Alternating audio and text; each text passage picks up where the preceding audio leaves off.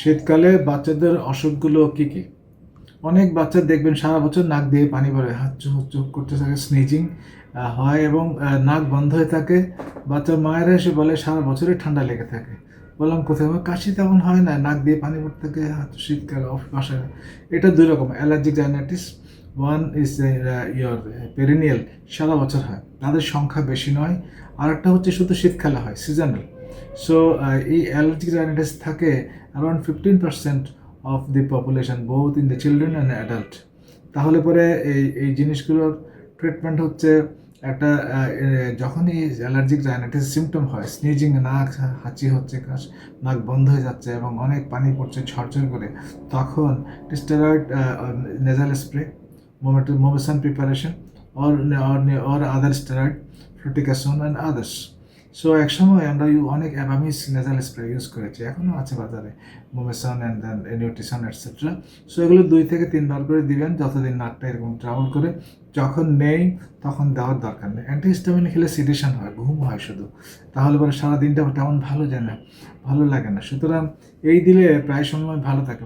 দেখা গিয়েছে 365 দিনে আপনি নেজাল স্প্রে ইউজ করেছেন হয়তো 20 দিন, তাহলে বাকি দিনগুলো আপনি ভালো ছিলেন। তাহলে এটা খুব একটা সমস্যা নয় যদি আপনি ইফেক্টিভলি এটা হ্যান্ডেল করতে চান। এছাড়া শীতকালে অ্যাজমা বেশি হয়। অ্যাজমাতে আমরা জানি যে কাশি হয়, একটুখানি শ্বাসটা একটু ঘন হয়, বুকে একটা চাপ চাপ ফিল হয়, একটুখানি রাত্রিবেলা কাশিটা বেশি হয়, মনে হচ্ছে একটু শ্বাসকষ্ট হচ্ছে। অতটুকু নাও হতে পারে। কাশি হলে অ্যাজমা যদি অ্যাজমা সেই সালবাটামল প্রিপারেশন দিয়ে কমে এবং রাত্রিবেলা কাশিটা বেশি হয়, তাহলে এটা অ্যাজমা। এটার ট্রিটমেন্ট কিন্তু একদম ডিফাইন্ড। আপনি কাশি হলে যখন অ্যাটাক হয়েছে তখন আপনি রিলিভার দিবেন, অর্থাৎ নেবুলাইজড অ্যান্ড ইনহেলড সালবুটামল, ওরা আমেরিকানরা অ্যালবুটারল দেয়, একই ব্রঙ্কোডাইরেক্টর। আর প্রিভেন্টার দিবেন মন্টিলুকাস প্রিপারেশন 4, 5, 10 এবং স্টিরয়েড প্রিপারেশন দিওর। এই স্টেরয়েডগুলি ইনহেলড অ্যান্ড নেবুলাইজড, এগুলোতে কোনো গ্রোথ রিটার্ডেশন কিংবা অন্য টক্সিসিটি যেগুলো আমরা স্টেরয়েডের পাই সেগুলোকে এমন কিছুই হয় না। সুতরাং এগুলো 3 মাস অন্তর অন্তর step up and step down fashion বইতে যেভাবে লেখা আছে ওইভাবে দিবেন। এবং খুব বেশি রেস্কিউ হলে প্রেগনেন্সি রেস্কিউ করবেন। সেকেন্ডারি ইনফেকশন থাকলে আপনি অ্যান্টিবায়োটিক দিবেন। এই হলো তার ট্রিটমেন্ট। বেশি দূর যাবেন না, বেশি দূর গেলে হসপিটাল ভর্তি, ইঞ্জেকশন, এই জিনিসগুলি ইনজেক্টেবল ফর্মে লাগবে এবং অক্সিজেন আদার্স, সেগুলোতে যাবেন না, অল্পতেই নেবেন। এবং দীর্ঘমেয়াদী চিকিৎসা 3 মাস, 6 মাস, 9 মাস যে বললাম, ও দিলে প্রায় সময় আপনি ভালো থাকবেন। নর্মাল লংগেভিটি, নো ইস্যুস, কোনো রকমের লাইফ কার্টেল, কোনো সমস্যা কিছু নেই। অর্থাৎ এই দিলে আপনি ভালো থাকবেন। আর ভ্যাকসিন দিলে ইনফ্লুয়েঞ্জা, নিউমোকক্কাল, হিমোফাইলাস ইনফ্লুয়েঞ্জা যেগুলো বাজারে আছে, এই দিলে আপনি আরও একটু বেশি ভালো থাকবেন। Normal quality of, almost normal quality of life and normal longevity. এছাড়া শীতকালে ভাইরাল ডায়রিয়াগুলো বেশি হয়, বিশেষ করে ছোটো বাচ্চাদের আন্ডার 5।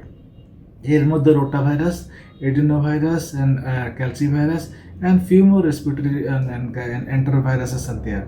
So এগুলোতে কি হয়, ছ্যাঁকড়া ছ্যাঁকড়া পাতলা পায়খানা হয় এবং সাথে সাধারণত বিশেষ করে এডিনোতে আপনার কনকমিটেন্ট রেসপিরেটরি ইনভলভমেন্ট থাকে, একটু গলাটা একটু লাল আছে, একটুখানি বুকে হয়তো বা ইনফেকশন হচ্ছে অথবা অ্যাসোসিয়েটেড অ্যাজমা আছে। ওই জিনিসগুলি একটু আগে যা বললাম ওই চিকিৎসাটুকু এবং স্যালাইন, ওআরএস মুখে 10 থেকে 20 চামচ, 20 থেকে 40 চামচ, ছোটোদের বড়দের এইভাবে দিবেন। জিঙ্ক প্রিপারেশন 14 দিন 10 দিন দিলে প্রায় সময় এগুলো 5-7 দিনের মাথায় ভালো হয়ে যায় এবং কেস ফ্যাটালিটি অলমোস্ট 0। সাথে এগুলোর কিন্তু ওই ভাইরাস, রোটা ভাইরাসের কিন্তু ভ্যাকসিন আছে, রোটারিক্স, রোটাট্যাক বাজারে পাওয়া যায়, দেশি বিদেশি।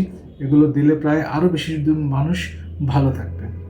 এছাড়া শীতকালে একটুখানি ওই অন্য সংক্রমণগুলো বেশি হয় অনেক সময়, সাথে একটুখানি ওই ঠান্ডা কাশিজনিত ইনফেকশনের জন্য কান পেকে গিয়েছে, otitis media, acute and chronic, এগুলো হতে পারে।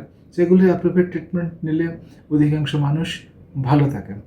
শীতকালে অনেক সময় এই ইনফেকশনের জন্য গলায় কিডনির হতে পারে, অ্যাকিউট পোস্ট্রেপ্টোকক্কাল গ্লোমেরুলারনেফ্রাইটিস এই হতে পারে। ও থ্রোট ইনফেকশনের পরে হয় 1 থেকে 3 সপ্তাহ কিংবা এরকম একটা সময়, অনেক সময় 4 সপ্তাহ পরে হয়। 2টা স্ট্রেন আছে, নেফ্রাইটোজেনিক স্ট্রেন যেগুলো আছে ও দিয়ে হয়।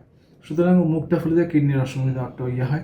গলা ইনফেকশন আপনি আর্লি ট্রিট করেন এবং ওটা যদি হয় সেটা একজন বিশেষজ্ঞ কিডনি যে পারেন তাকে সে দেখাবেন। বেশি কিন্তু ইনসিডেন্স নয়, বেশি ইনসিডেন্স এগুলি যে ঠান্ডাজনিত উপরে ইয়েগুলি। এবং অনেক সময় শীতকালে অনেক জায়গায় মানুষ একটু ডেইলি গোসল করতে চায় না। তাহলে কি হবে, দীর্ঘদিন যদি এরকম ইয়ে থাকে, স্কেবিস ইদানিং দেশে হচ্ছে, এবং রিফ্র্যাক্টরি সর্ট অফ স্কেবিস, অনেক খারাপ ধরনের স্কেবিস, একজিমাটাইজড ইনফেক্টেড স্কেবিস, পুরো ফ্যামিলি, অনেক বিরাট একটা লোকালিটি, বিরাট একটা কমিউনিটির এই জিনিস দেখা যাচ্ছে।